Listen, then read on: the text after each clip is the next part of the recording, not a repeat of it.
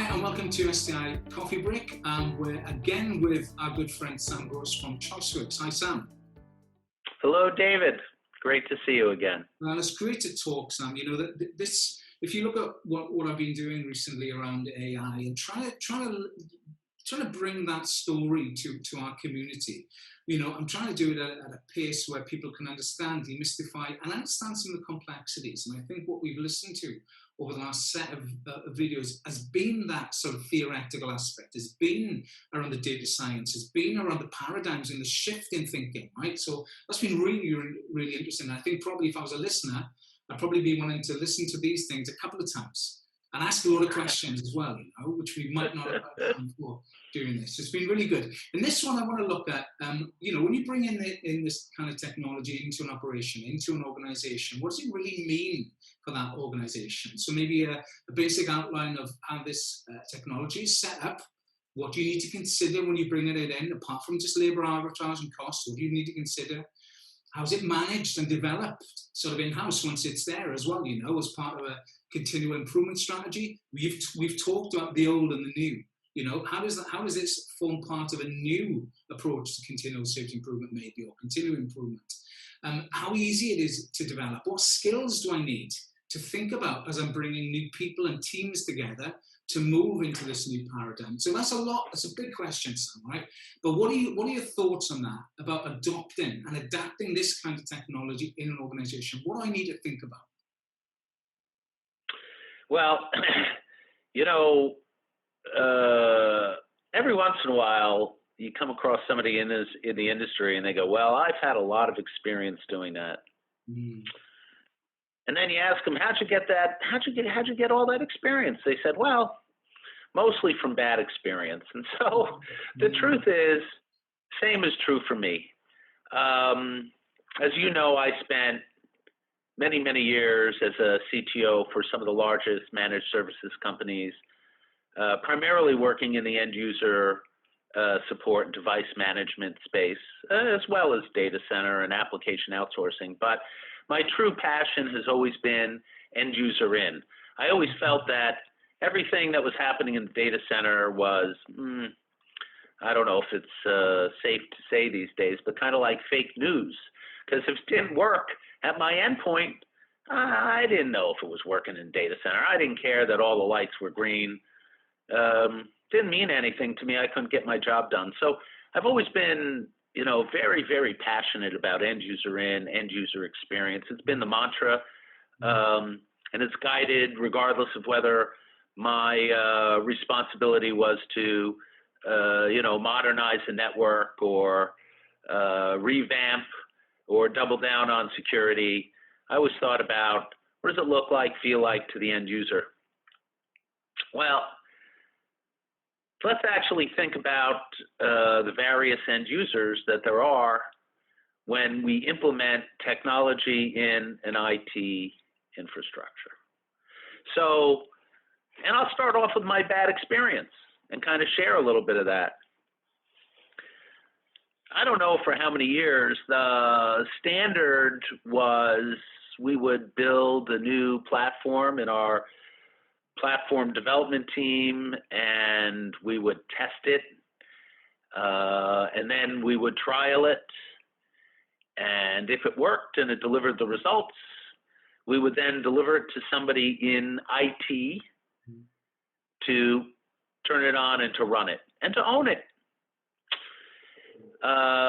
2013, middle part of 2014, I delivered an AI platform to the company that I worked for at the time.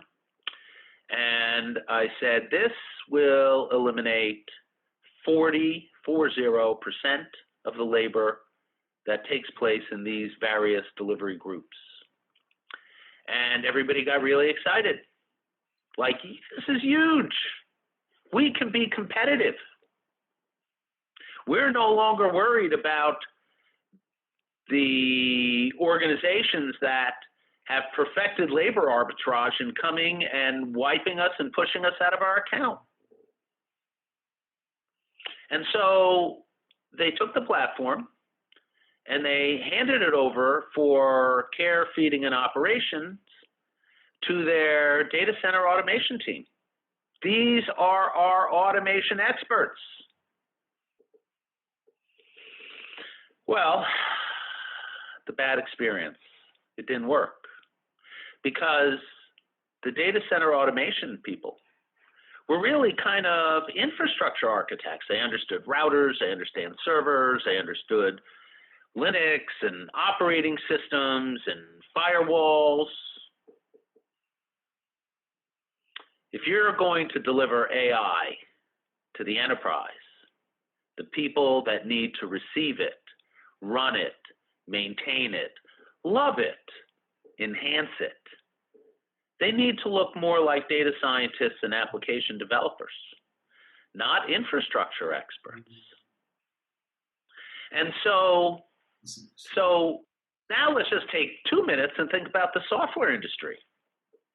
We build great software. There's great software out there. The innovation in the last couple years, whether it was open source or companies that took open source, whether it was new technologies and new computing paradigms driven by the Googles and the Facebooks and the Netflixes and just Amazons. This is just, I mean, this is like Mardi Gras in technology. The reality is that as we introduce all of these new technologies to these legacy operational groups, the risk of employing it correctly, implementing it correctly, being trained on it, getting the ROI out of it, the entire risk sits with the enterprise. The ISV got their contract signed, they got their check, they got their 3-year commitment, and now the risk of squeezing the ROI out of it sits with the enterprise, sits with the CIO. And that's how software has been sold for 30 years, and I've bought a lot of it, and I've taken those risks, and I've won, and I've lost.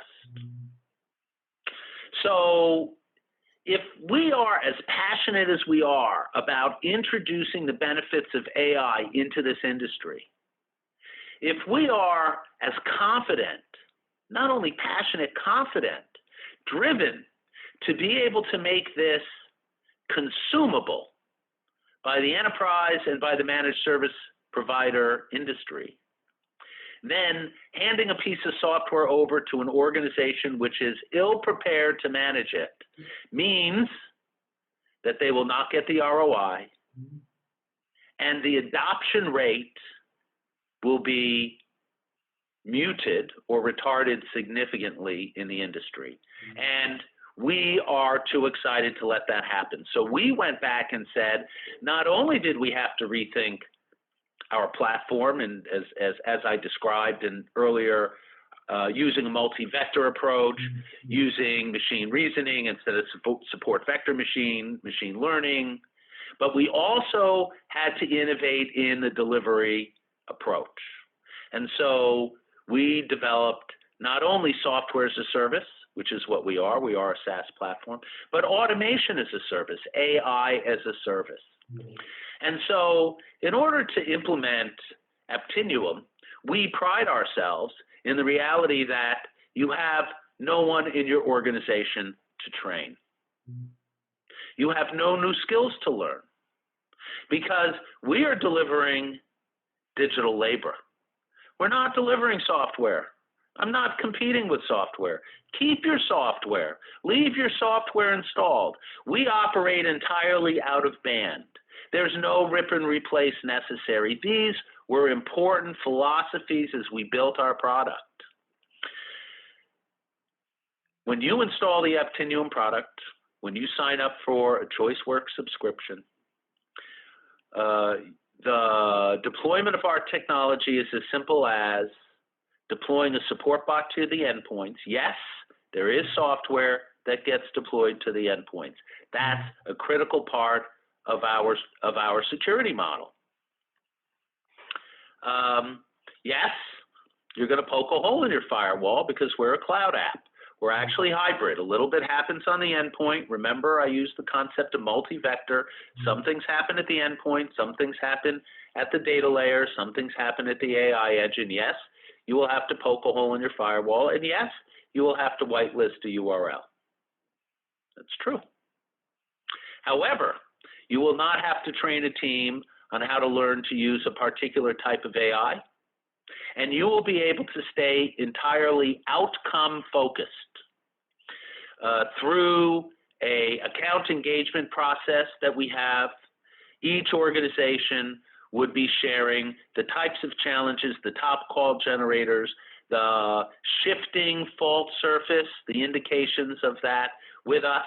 And our team, as part of our subscription, as part of our AI as a service, will actually train the engine so that it is able to understand what it is that you need. And more so, we will be able to train the model to understand the constraints that are necessary to abide by the policies and the practices that exist in each individual organization, while at the same time, our cloud-based AI allows each organization to benefit from the learnings of others.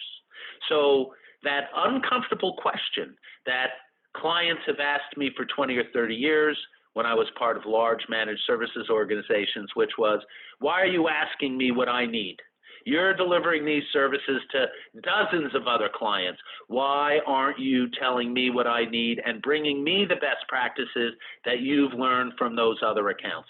We've built a platform that delivers that outcome, yet respects not only the privacy and the policies of each organization. We've done that by creating a model which is constraint-driven and a model where data is de-identified and anonymized within the machine learning model.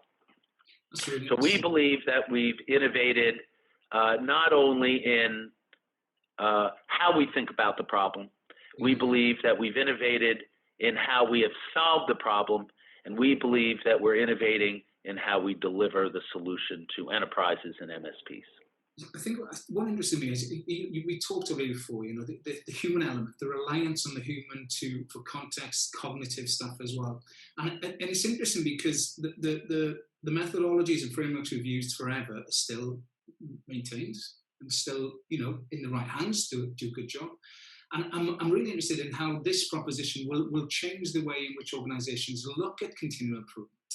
So it isn't so much about, you know, process gaps, failure, remediation in more of a physical way. It isn't about risk managing all that complexity to improve iteratively through the human sort of element. It's about integrity of the data and how the data is used to formulate a digital sort of outcome rather than a human outcome. And that really interests me in relation to what improvement really will mean in 2021, 22, 23, 24 for the next 10 years. How it will change, how it will be managed. And as you just said, how suppliers will support that. How continual improvement through the contracts, the engagement with the organization through account management will actually be focused on those outcomes that are required rather than internally, and the iterative approach to continual improvement. What that means for cultures and how people work. Now we could talk about that. We could talk about that all day, but I think we're probably close in time. I think we'll get a chance. I think, Sam, to do some more of this because I think the industry really needs to appreciate and understand, you know, how to think about these changes. You know, and I don't think we've got a lot of time. You know, I think there is an inflection point. I think the health issues, COVID-19, has really sort of pushed the agenda and almost changed the inflection point, moved it along the curve a little bit. So I think organizations, and we all appreciate there are going to be different speeds and different, you know, you mentioned modality earlier, different speeds and all that wonderful stuff.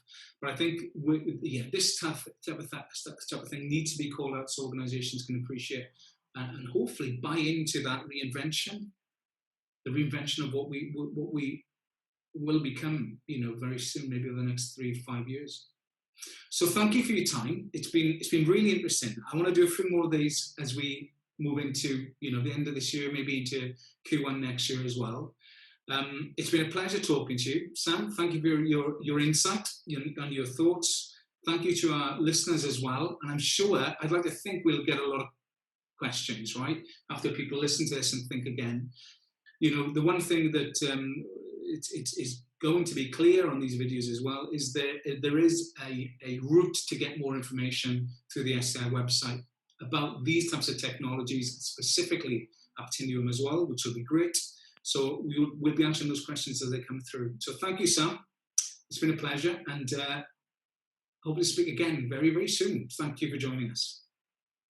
Thank you so much. Always invigorating to have a conversation with you, David, and thank you to you and your entire SDI network. Thank you. Thank you. Speak soon. Thank you, Sam, and thanks, listeners, again for listening as well. Thank you.